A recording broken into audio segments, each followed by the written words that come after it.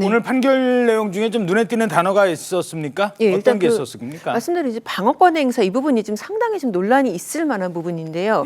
왜냐하면은 이게 두 사람 다 무죄가 아니라 지금 김진성 씨 같은 경우에는 위증을 했다라고 인정을 했거든요. 더군다나 6개 그 증언으로 나누어서 그 중에 2가지 그러니까는 이재명을 주범으로 몰기 위해서 어떻게 했다 그 부분만 빼놓고 나머지 그러니까 KBS 내부에 그런 협의가 있었다 고소취소 협의가 있었다 이 부분을 위증으로 인정을 하면서도 더군다나 지금 주범 김진성 씨가 이재명이 시키지 않았으면 나는 위증할 일이 없었다라고 계속 수사기관에서부터 자백을 했거든요. 예. 그런데 그 부분에 대해서 이거는 교사 행위라고 인정하기가 어렵다라고 했어요. 그래서 방어권 행사의 어떤 모색적인 그런 부분이라고 했는데 만약에 이제 이런 판결이 굳어지게 된다면은 김진성 씨가 이제 통화를 하면서 그런 얘기를 했지 않습니까? 이거 저기 오래돼서 기억도 잘 그런 얘기도 하고 그때 먼저 선거 때문에 나와 있었기 때문에 잘 모른다라는 취지를 했는데 변론유지서를 보내주고 그렇게 이 며칠 뒤에 통화를 하고 이런 과정에서 본인이 어떤 증언을 원하는 내용의 사실관계 주지가 있었는데 그 부분을 교사행위가 아니라고 한다면은 이게 앞으로 좀 그 사법의 현장에서 상당히 악용될 우려도 있겠다. 잘 모르는 사실관계에 대해서 이렇게 변론유지서 주고서 증언을 못하겠다. 이게 위증교사가 아니다. 이런 메시지가 되지 않을까 상당히 좀 우려되는 측면이 있습니다. 예. 특히 이제 이번 재판 같은 경우는 그 녹취라는 그 다른 사건과는 달리 녹취라는 게 확실한 게 있었다는 점이었거든요. 녹취가 있었음에도 불구하고 위증 교사가 아니라는 것. 녹취 내용에 대한 이 사법부의 판단은 좀 달랐던 것 같아요. 그렇습니다. 사실 결국 이와 같이 이제 그 전화로 해서 몇 번을 압박을 하고 이후에 그 전화를 한 다음에 변론 요지서를 보냈는데 지금 그 이 변론 요지서를 보냈는 것이 상식에 반한다거나 아니면은 본인의 공선법 위반 사건의 피고인으로 생사할 수 있는 방어권 정도를 넘었다고 보기 어렵다라고 판단했습니다. 근데 만약에 이렇게 그 앞으로 판단한다고 하면은 위증 교사 사건은 웬만해서는 처벌되기가 굉장히 어렵게 되는 한마디로 피고인의 방어권 보장을 지나치게 확대하면서 사건의 실체적 진실 한마디로 정의 실현을 하기에 현저히 어렵게 되는 그런 어떤 그 나쁜 선례를 남겼다라고 볼 수밖에 없는 것 같은데요. 그렇게 하면서 뭐라고 그 무죄 판결을 했냐 하면은 구체적인 내용에 대해서는 증언을 요청하지 않았다라고 하는데 전화를 해가지고 이렇게 해달라, 이렇게 해달라 해야 되느냐. 오히려 대충 이렇게 그런 취지가 기억게 되지 않느냐. 그렇게 진술을 해달라고 하고 구체적인 내용은 일반적인 이메일도 아니고 보안성이 가장 높은 텔레그램을 통해 가지고 이제 그 변론 요지서를 보내는 그런 행태가 과연 통상적으로 행사할 수 있는 방어권의 정도를 넘지 않았다고 판단하는 것이 정당한지 여부에 대해서는 앞으로 항소심과 상고심 여부를 통해서 판단될 것 같은데요. 어쨌든 지금까지 대법원에서 유죄 확정된 그 위증 사건, 위증 교사 사건에서 이 정도로까지 어떤 위증범 내지 위증 교사범의 어떤 그 교사 내용이나 이런 부분을 굉장히 넓게 해석해서 피고인의 방어권을 이런 식으로까지 최대한 확장해 주는 것이 합당한지 여부에 대해서는 두고두고 어떻게 보면 비판의 여지가 높아질 가능성이 높다고 봅니다. 예. 자, 양은경 기자님, 네. 그 지금 그러니까 시청자 여러분께서 조금 이제 이해하기 힘든 부분 중에 하나는 분명히 위증을 했다고 본인이 인정을 했고 벌금 500만 원 유죄가 나왔는데도 그 통화 내용까지 있고 녹취까지 있음에도 불구하고 그래도 위증 교사는 아니다. 자, 그러면 당시에 김진성 씨와 이재명 경기도지사 사이가 어떤 관계였느냐? 이제 그 부분과 관련돼 있거든요. 네. 김진성 씨는 백현동 사업과도 관련이 있었던 사람이었죠. 맞습니다. 그 네. 부분을 조금 설명을 해주시죠. 네, 맞습니다. 당시에 이제 김진성 씨 같은 경우에는 백현동 사업을 하고 있던 이제 민간 사업자였습니다. 그리고 이제 이재명 대표는 당시 경기지사였습니다. 그래서 사실 검찰이나 이제 법조계에서 만약 유죄가 난다면은 양형 요소도 이 부분 굉장히 중하게 고려가 될 것이다. 왜냐하면은 이 관내에 있는 공사라든지 인허가 이런 부분에 있어서 경기지사가 큰 영향을 미칠 수 있기 때문에 그런 사람이 어떤 내용의 증언, 내가 잘 모르는 내용이지만은 이 사람이 부탁했기 때문에 들어줄 수밖에 없는 그런 증언을 한 부분도 굉장히 교사의 죄질을 판단하는데 안 좋게 고려될 것이다라고 했는데 이것을 아예 지금 교사의 행위로 지금 안 봐버렸거든요. 법원이 구체적인 이유는 그렇습니다. 일단 전화가 있는데 전화 녹취가 있지만은 그 녹취의 대화를 할 당시에는 어떤 증언을 할지 여부도 정해져 있지 않았다라고 했는데, 근데 사실 이 부분 판단 상당히 좀 문제가 있다고 보이는 게요. 당시에 제가 말씀드린 대로 김진성 씨가 관내에서 사업을 하는 사람이고, 이 녹취가 남은 이유도 그렇습니다. 나중에 김진성 씨가 이것을 이 대표를 협박하거나 이럴 용도가 전혀 아니라 굉장히 높은 휴대전화 압수수색 당시에 맞습니다. 다른 사건으로 백현동 그렇습니다. 사건으로 그러니까 녹취를 처음에 시작한 것도 이건 지사님이 말씀하신 거라서 내가 통화할 때 잘 못 들을 수 있으니까 나중에 다시 리플레이를 해서 들어야겠다. 그런 이유로 해서 녹취를 한 거거든요. 그만큼 어떻게 보면은 말 한마디라든지 부탁의 취지가 이 사람한테 상당히 강력한 압박이 될 수 있는 그런 그런 위치에 있는 도지사가 얘기를 한 것이지만은 이 재판부는 이렇게 판단을 했습니다. 그 당시에는 증언을 할지 아니면 증언을 어떤 내용을 할지 이것도 확정된 상태가 아니기 때문에 예. 전화를 한 거하고 교사행위하고는 관련이 없다. 이제 그렇게 판단을 한 거죠. 두 사람의 관계. 그렇습니다. 두 사람의 관계가 이 부분에 있어서는 사실은 김진성 씨가 내가 왜 위증을 할 수밖에 없었는지를 법정에서 이 사건에서 얘기를 했습니다. 아시다시피 김진성 씨 같은 경우에는 이재명 대표가 형님이라고 부르고 성남시에서 이른바 허가방이라 불리는 김인섭 씨와 이 그 백현동과 관련되는 컨설팅을 하고 있습니다. 그렇게 했던 계기가 뭐냐면은 이 백현동 사건이 결국은 인허가 당시에 이제 그 준주거 지역으로 그 4단계에 올리는 과정에서 종상향하는 과정에서 이 정바울이라는 사람이 아무리 하려고 해도 백방으로 해도 안 되던 차에 김인섭 씨한테 하면은 이건 다 통한다. 이렇게 하면서 김인섭 씨가 사실은 그 이 사건에서 컨설팅을 하게 됐고 실제 얼마 되지 않아서 종상향을 하게 됐죠. 그 과정에서 김인섭 씨와 같은 파트너로서 실무를 담당했던 것이 이 김진성 아니겠습니까? 김진성 씨 같은 경우에는 전 그 김병량 성남시장의 수행비서로서 성남시에 상당한 네트워크가 있었던 것이죠.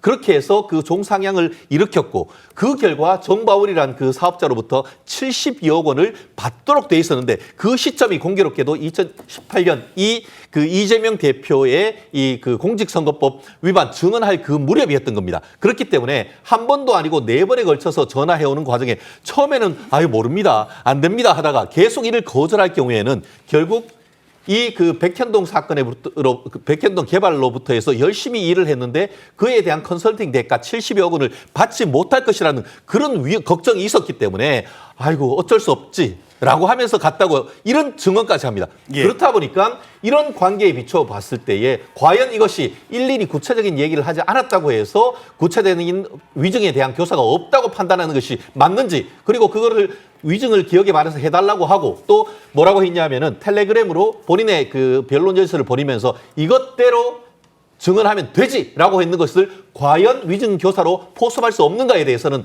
앞으로 충분한 법적 다툼의 여지가 크지 않을까 생각합니다. 손 변호사님 어떻게 보십니까? 그러니까 한 사람은 위증죄가 확실하게 인정을 했는데 같은 재판부 같은 날 같은 판결문에 그 녹취가 있음에도 불구하고 위증 교사는 아니다라고 해석한 부분 어떻게 보십니까? 네, 일반 국민 입장에서는 조금 유무죄 판단이 갈렸기 때문에 좀 비합리적이라거나 모순된다라는 평가를 할 여지는 있는 것 같습니다. 다만 형사 재판의 구조상 이 김진성 씨 같은 경우는 본인의 위증 혐의에 대해서 자백했기 때문에 유죄가 나올 수밖에 없는 구조였고 자백하는 사건은 양형만 이제 판단 요소가 되는 사건인 반면 위증 교사 사건은 이 대표 측에서 하나하나 사실관계를 다투면서 무죄 주장을 했던 사안이기 때문에 유무죄 판단이 다르게 나오는 것은 법리상은 가능한 상황입니다. 예. 다만 이제 재판부에서 항소심 대법원 가면서 이제 조금 더 논쟁이 될 만한 지점은 위증의 동기가 있었던 사건이고 위증의 결과가 나왔고 그 위증의 결과는 이 대표에게 유리한 사건이었는데 이 대표가 직접적으로 구체적으로 관여한 증거가 부족하다는 혐의로 지금 이유로 이제 무죄 판단이 나온 거거든요. 아하.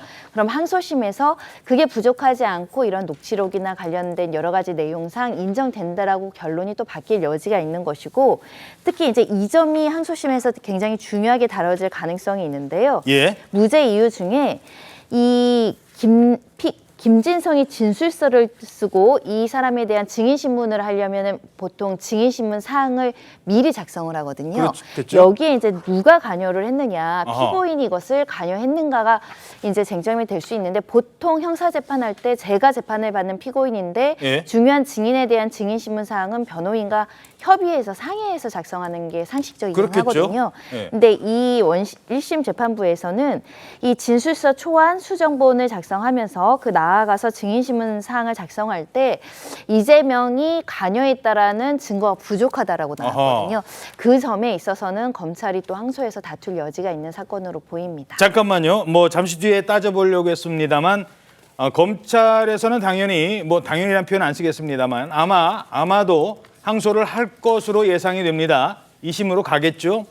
그러면 2심에서 검찰이 과연 어떤 점을 파고들어야 되느냐. 그중에 하나가 지금 말씀하신 김진성 씨가 증언하러 가기 전에 보통은 이 변호사와 상의를 하겠죠. 뭐 변호사가 없으면 혼자 가서 사실대로 얘기하면 되는데, 근데 그 상의하는 과정에 당시 이재명 지사 측 인사가 개입됐느냐는 부분에 대한 증거가 부족하다.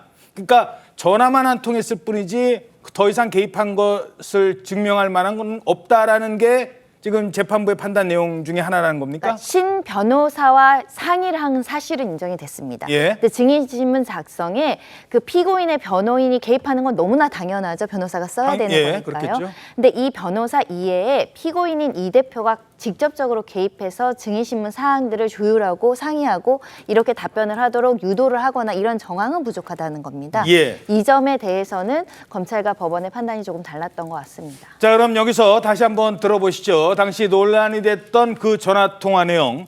많은 전문가들이 이 정도면 충분히 유죄가 가능하다고 했지만 물론 1심입니다. 1심 판결에서는 이 정도 갖고는 유죄로 보기 어렵다, 무죄다라고 했던 방어권 차원에서 이 정도는 얘기할 수 있다라고 했던 장면 다시 한번 들어보시죠.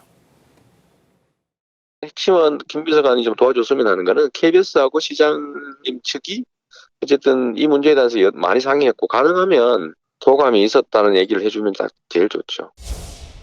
주로 내가 타겟이었던 거. 있는 대로 막 어차피 세월은 다 지났잖아요. 이게 지금 매우 정치적인 좀 배경이 있던 사건이었다는 점들을 좀 얘기를 해주면 도움이 될까요? 너무 오래돼서 기억도 사실 크게 기억도 잘 안 납니다. 사실 안 나는데 어떤 취지로 저기를 해야 되는지를 한번. 네네. 내가 변론 요지서를 하나 보내드릴게요. 애매한 게 그때는 이제 제가 밖에 먼저 나와서 선거를 위해서 먼저 나왔거든요. 내부에서 사실 이제 누가 이제 KBS랑 연결했을지 모르는데 그런 얘기를 들었다고 해주면 되죠. 자, 그래서 그런 얘기를 들었다고 하면 되지. 요 부분이 이 정도 녹취면은 판사가 당연히 유죄로 판단할 것이다라고 했지만 받아들이지 않았기 때문에 검사의 이 재판 과정에서 어떤 점, 그러니까 검찰 측이 어떤 점을 더 소명해야 될 것이냐 2심으로 간다면 이제 그 부분이 앞으로 이제 검찰의 숙제가 될 것 같은데, 자, 변호사님은 어떻게 보십니까? 그렇습니다. 저는 있는 그대로 했을 때, 새로 판단했을 때 항소심에서는 유죄 가능성이 굉장히 높다. 오히려 무죄를 계속 주장하고 무죄를 입증하는 것이 오히려 어렵지 않을까 생각인데요. 좀 전에 그 변호사님 말씀하셨는데 증인을 변호인이 미리 연락을 하고 진술서를 받고 어떻게 보면 그 증인신문상을 협의하는 것은 당연하고 있는데 그것은 이해관계가 서로 일치하는 증인은 그것이 맞습니다. 왜냐하면 내가 어떤 같은 회사에 있는데 잘 아는 사람한테 미리 진술서를 받는 건 당연하죠. 하지만 이 사실과 같이 이재명과 김진성의 이해관계가 서로 불일치하는 서로 대립된 증인에 대해서 그 대립되는 증인의 변호인이 그 이해관계가 충돌되는 증인한테 연락을 해서 진술서를 받고 그 증인 신문 사항을 미리 한다? 저는 이것은 있을 수 없는 일이라고 봅니다. 왜냐하면 그 자체로서 증인의 어떤 연결성에 탄핵이 되기 때문에 그렇기 때문에 이와 같이 김진성 씨에 대해서 변호인이 연락을 해가지고 이것대로 미리 반대 신문 사항을 했다는 그 사실 자체가 위증의 위험이 굉장히 높은 거죠. 오히려 제가 어떤 그 형사 사건을 할 때에 우리 의뢰인과 이해관계가 배치된 사람이라고 하면은 그 증인의 증언의 신빙성을 높게 하기 위해서라도 연락을 안 하는 게 맞습니다. 예. 그런데 연락을 다 하고 미리미리 다 전화를 해가지고 피의자 신문 반대 신문 사항까지 적는다. 이 사실 자체가 위증의 가능성이 매우 높다는 것을 스스로 자백하는 것이라 다름없기 때문에 검찰은 그와 같은 부분에 대해서도 상당히 어떻게 보면 강하게 어필할 가능성이 높다고 봅니다.